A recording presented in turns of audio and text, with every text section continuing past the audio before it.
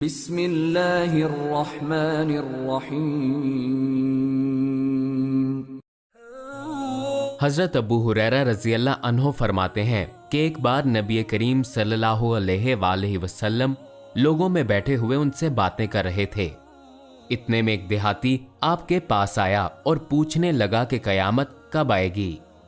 آپ صلی اللہ علیہ وآلہ وسلم اپنی گفتگو میں مصروف رہے۔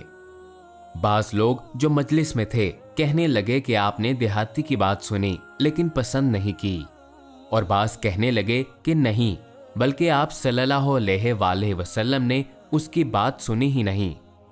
جب آپ صلی اللہ علیہ وآلہ وسلم اپنی باتیں پوری کر چکے تو میں سمجھتا ہوں کہ آپ نے یوں فرمایا، وہ قیامت کے بارے میں پوچھنے والا کہاں گیا؟